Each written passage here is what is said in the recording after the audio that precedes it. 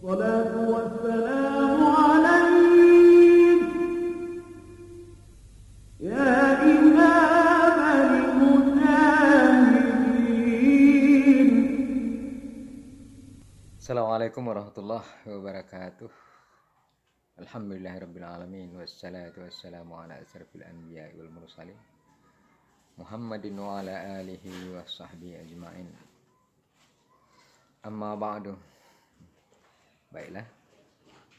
Kali ini kita akan membahas tentang kuliah yang ketiga, yakni gerak yang dikaitkan dengan hukum Newton gitu.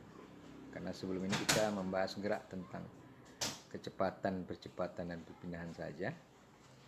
Sementara gaya belum masuk. Nah, di sini sekarang ada peran gaya di dalamnya, maka dikaitkan dengan hukum Newton. Baiklah, kita simak saja. Bismillahirrahmanirrahim. Gerak dan hukum Newton. Ini bahasan kita selanjutnya ya. Sebelum ini kita tidak berurusan dengan gaya ya.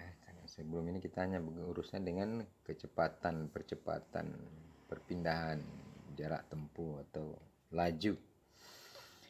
Nah, dalam gerak ada yang namanya gaya, maka ini dikaitkan dengan hukum Newton ya, karena Newton adalah yang penemu semua ya, urusan dengan gaya-gaya.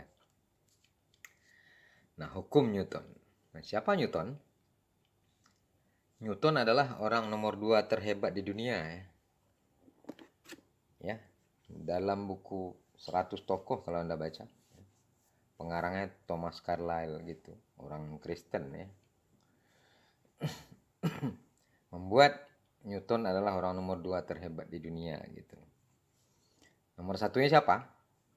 Nomor satunya adalah Muhammad Rasulullah SAW. Ya, Nabi kita adalah orang nomor 1 di dunia yang terhebat gitu. Ya, apa kriterianya yang dibuat oleh Thomas Carlyle? Nah, Anda baca aja bukunya kalau mau. Ada di Gramedia, mungkin ada. Sudah diterjemahkan ke dalam bahasa Indonesia. 100 tokoh gitu, dunia. Gitu. Yang menyatakan Muhammad Rasulullah SAW adalah orang nomor 1 terhebat di dunia. Apa kriterianya? Anda baca aja. Saya tidak ingat lagi apa kriterianya, banyak. Ya. Nomor 2 adalah Newton. Nah, mempengaruhi dunia ini mungkin karena itu. Karena Newton mempengaruhi dunia ini dengan semua hukum-hukumnya. Gitu. Ya, terlepas dari apa kriteria itu, kalau saya lah, bagi saya melihatnya, kenapa Newton hebat gitu? Karena Newton dia berada di bumi gitu. Dia bisa membayangkan apa yang terjadi di luar angkasa sana gitu. Situ kehebatannya. Ya, bisa membayangkan benda-benda angkasa, bagaimana tarik menarik segala macam, hukum gravitasi. Itu oleh Newton ya. Ya. Ya, kalau bagi kita orang Islam ya bisa saja Allah memberi ilham pada Newton kan. Ya, tidak mungkin tiba-tiba ya, kalau tidak semua bukan kehendak Allah ya tidak mungkin terjadi gitu.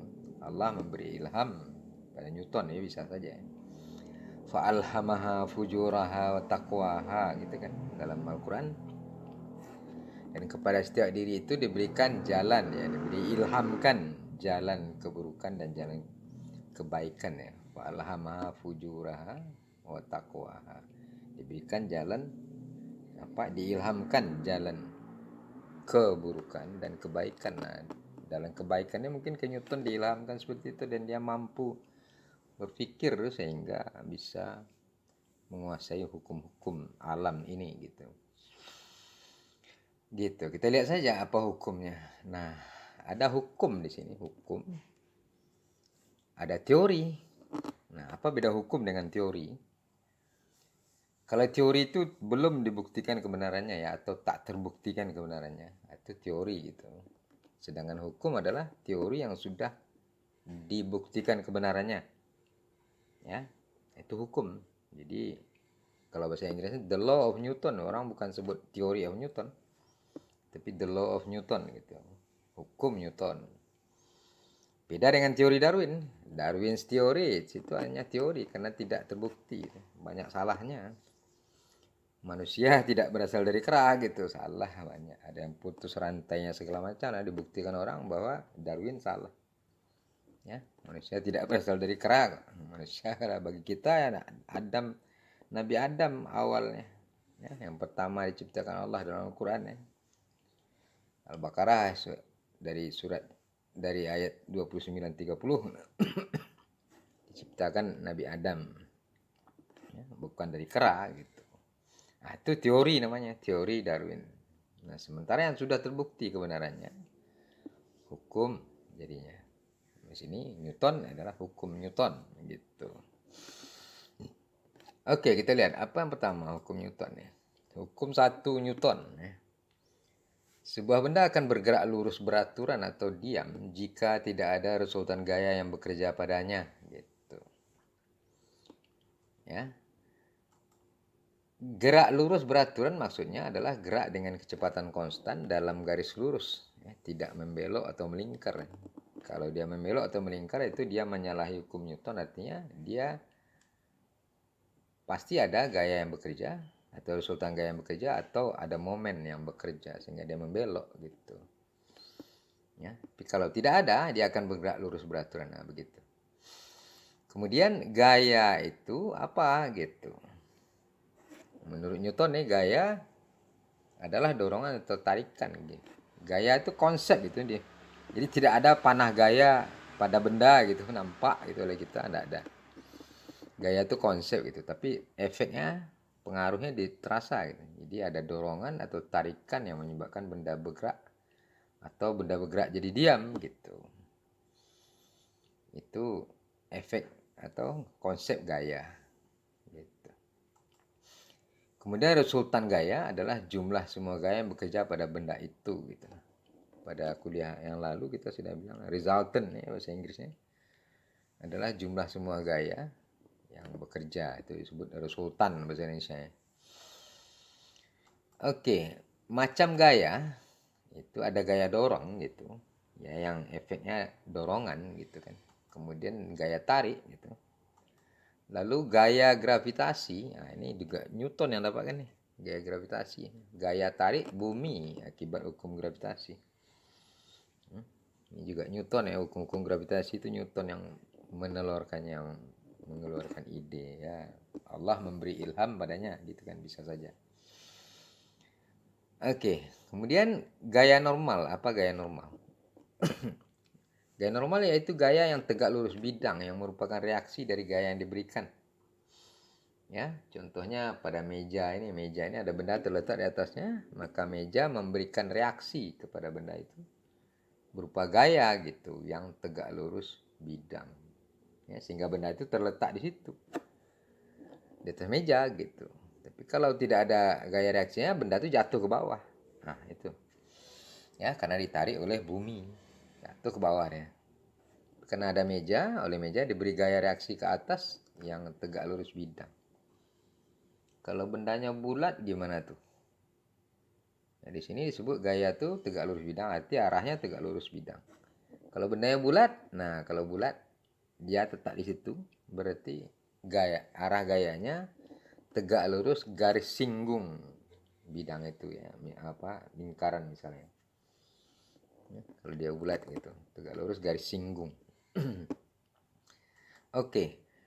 Kemudian ada gaya gesek, itu adalah gaya reaksi yang muncul akibat adanya gesekan. Ya. Kemudian gaya adalah besaran vektor, yaitu mempunyai besar dan arah. Jadi gaya dengan kecepatan sama-sama besaran vektor ya, punya besar dan arah. Gitu. Oke, selanjutnya hukum sebentar. Satuan gaya adalah Newton yang merupakan besaran turunan dari kilogram meter per sekon kuadrat. Jadi satuan gaya itu diberikan satuannya bernama Newton, itu tuh penghormatan kepada yang mendapatkan Newton. Ya, dan itu bukan besaran pokok gitu. Ya, kita tahu besaran pokok ada 7 ya. Nah, Newton bukan besaran pokok tapi adalah besaran turunan yang bisa didapatkan dari kilogram meter per sekon kuadrat. Ya, 1 Newton sama dengan 1 kilogram meter per detik kuadrat. Oke, hukum 1 Newton memberikan kesimpulan bahwa total gaya sigma F sama dengan 0, benda berada dalam keadaan setimbang diam atau bergerak lurus beraturan gitu. Ya, diam atau bergerak lurus beraturan. Jadi kalau Anda misalnya berada di angkasa, luar angkasa sana, Anda tidak kemana-mana, tidak jatuh kemana-mana, Anda diam saja di situ. Ya, kecuali nanti ada benda yang membentur Anda sedikit, Anda diberi kecepatan, maka Anda akan bergerak lurus beraturan selama-lamanya. Ya, sampai ada benda lain yang menarik Anda atau membentur Anda. Anda bisa berhenti atau ditarik, misalnya sampai di orbit bulan, Anda jatuh ke bulan, ditarik oleh bulan karena gravitasi bulan, gitu. Ya, kalau tidak ya Anda diam di situ.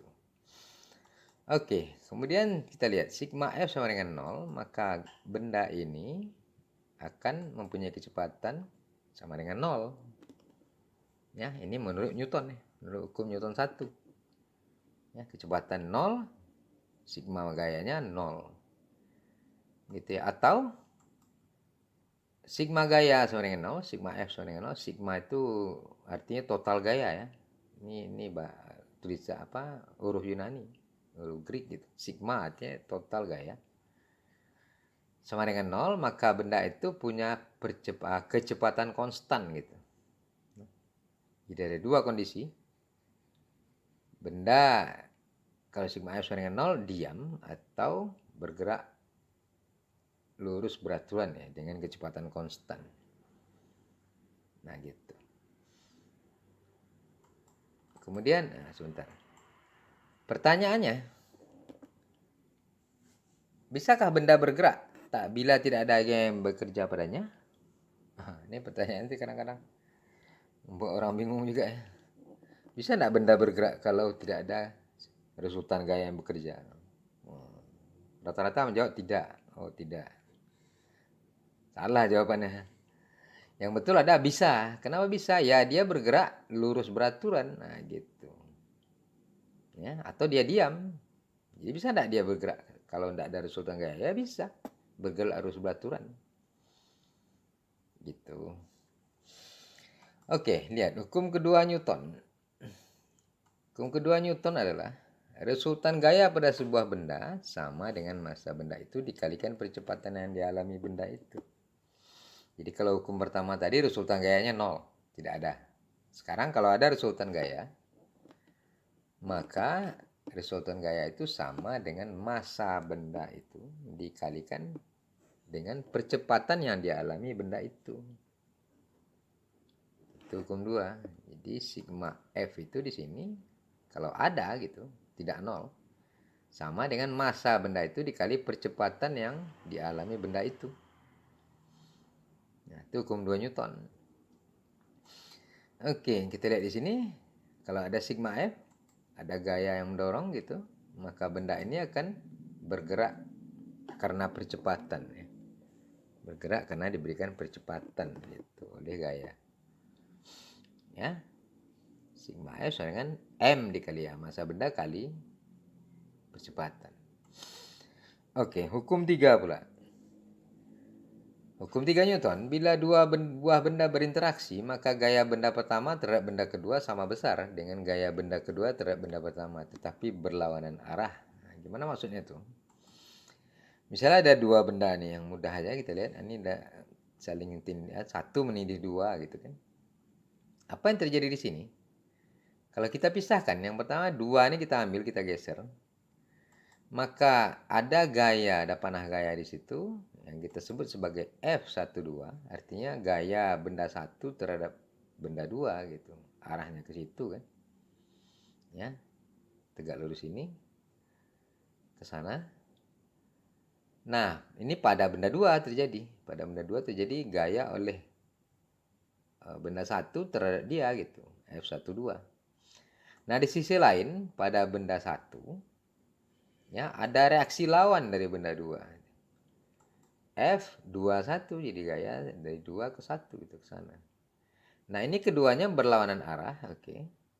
Dan sama besar. Nah, ini sama besarnya. F21, F12 sama dengan F21.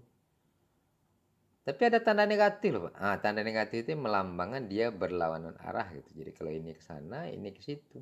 Berarti F12 sama dengan min F21. Tanda negatif itu tanda vektor gitu ya, berlawanan dengan aksi ini, reaksinya ini. Ini aksi berlawanan dengan reaksi. Aksi minus reaksi gitu. Minus tuh ya lawan arahnya gitu.